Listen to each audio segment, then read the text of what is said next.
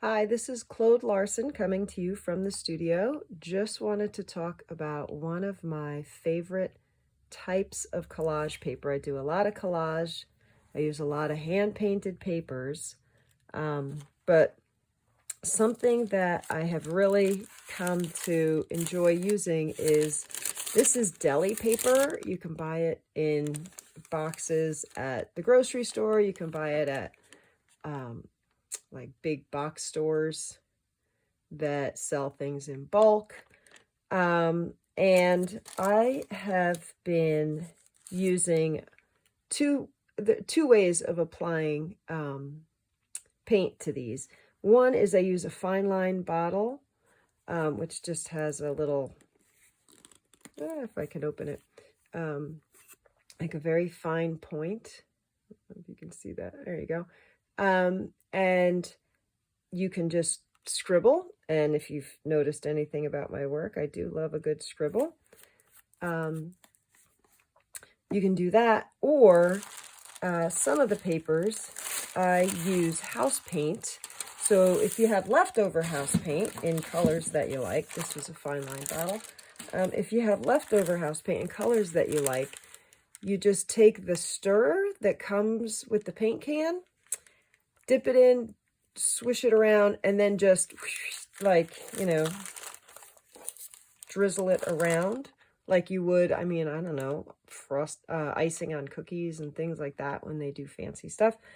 You can just use house paint. And this was actually just plain white base paint that I bought for a couple bucks at the paint counter at the local Home Depot. They'll sell you those little sample paints so you can see if you like a color or not in your house.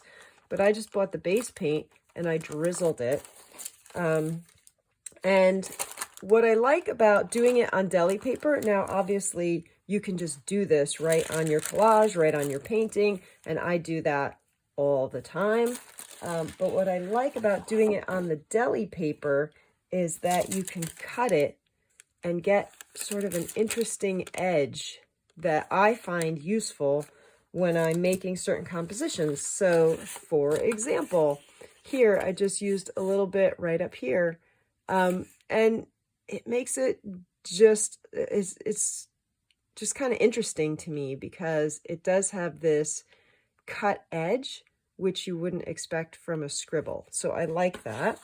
Here's just another example. It carries the color gray down the piece without it having to be solid.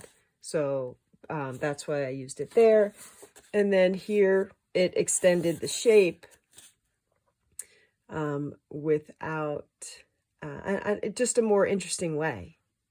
So that is one of my favorite papers. Just thought I'd share that with you. Quick studio tip if you're into collage. And I think these can also be applied to, full paintings, adding just that little bit of interest. Of course, you can make a scribble and paint over it on a painting. I don't tend to do that as much on collage. These are more quick studies for me. But anyway, wanted to share that with you.